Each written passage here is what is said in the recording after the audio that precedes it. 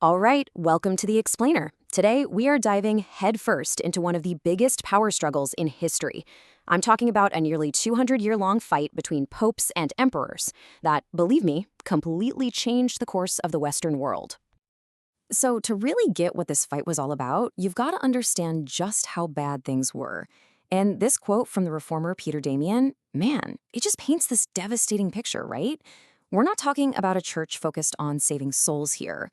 No, this was a church that was literally drowning in luxury, throwing banquets while the people it was supposed to serve were starving to death.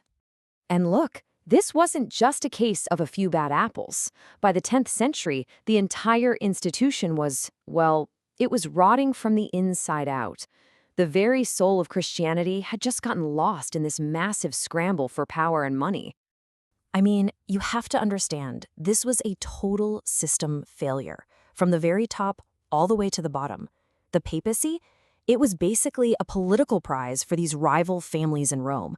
Bishoprics, the job of a bishop, they were just bought and sold like commodities. Even the monasteries, which were supposed to be these havens of spirituality, were being used like personal piggy banks by corrupt abbots. The whole idea of spiritual leadership, it was just gone. But, even in the middle of all this darkness, a really radical idea for how to fix things started to take root. And it didn't start in Rome, nope. It started in a small, brand new monastery way out in the French countryside. And this was the absolute game changer. When Duke William founded this monastery, Cluny, he did something revolutionary. He put in a clause that said it answered only to the Pope, not to any local lords or bishops. And that one little thing insulated it from all the political corruption. All those local guys who were using other monasteries as their personal cash machines, they couldn't touch Cluny. It was like a spiritual quarantine zone. What's just wild when you look at this is the stability Cluny had. For 200 years, think about that. It was led by just 6 abbots. These guys were incredibly dedicated and they lived for a long time. That kind of continuity was unheard of, and it allowed their ideas about reform to not just stick around, but to really grow and spread to hundreds of other monasteries all across Europe. So what starts as this little grassroots movement in one monastery, well, it's about to hit the big time. It's going to take over the very top of the food chain, the papacy itself. The reformers are going mainstream. Okay, so fast forward to 1049. A new pope, Leo IX, shows up in Rome. And he doesn't come alone. He brings a kind of reform dream team with him. These guys were all about the Cluniac ideals, guys like the fiery intellectual Humbert and this brilliant strategist, a monk named Hildebrand. And they had a very clear 2-point plan to clean house. First on their hit list, something called simony. This was the practice of just straight up buying and selling church jobs. It was the rotten core of the problem, really, because it meant that only rich and powerful people could become bishops or abbots. The church had basically become just another branch of the aristocracy. And their second target, this is so smart, they wanted to enforce clerical celibacy. Now, this wasn't just about making priests more holy, it was a strategic weapon. Think about it. If priests and bishops can't have kids, they can't pass down their church office like a family estate. It was a brilliant way to break that cycle of hereditary power and wealth. So, this whole reform plan, getting rid of simony, taking control of who gets to be a bishop, it put the popes on a direct collision course with the most powerful guy in Europe, the Holy Roman Emperor. A huge showdown was pretty much inevitable. And it all boiled down to one huge question: who gets to appoint bishops? Our reformer monk, Hildebrand, who is now Pope Gregory VII, says, only the church can give someone spiritual authority, period. But the emperor, Henry IV, fires back. Hang on a second. These bishops are also major feudal lords. They control land, they have armies. I have to appoint men I can trust or my empire will literally fall apart. So Gregory decides to force the issue. He throws down the gauntlet. He sends an ultimatum to Henry that says basically, stop appointing bishops right now, or you get yourself to Rome to answer for your crimes. And if he refused, well, he'd be kicked off his throne and his soul would be condemned. I mean, no pope had ever talked to an emperor like this.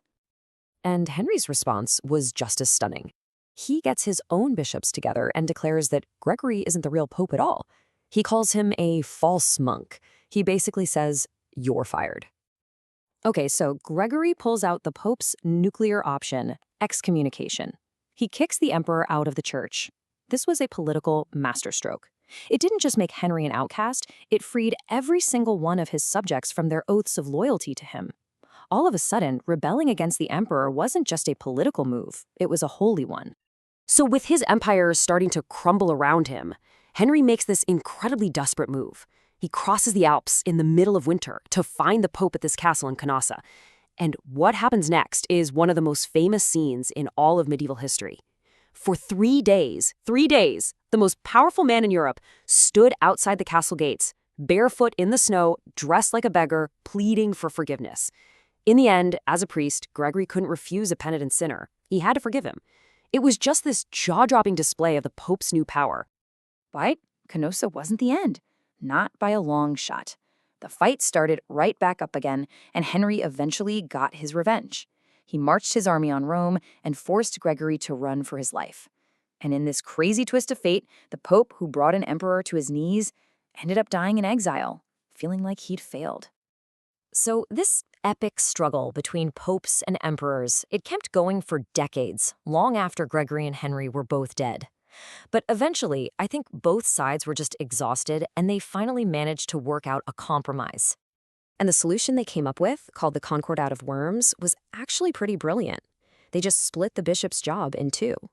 The church got the exclusive right to give a bishop his spiritual authority, the ring and the staff, but the emperor got to give him his secular power, all the land and feudal duties, symbolized by a scepter.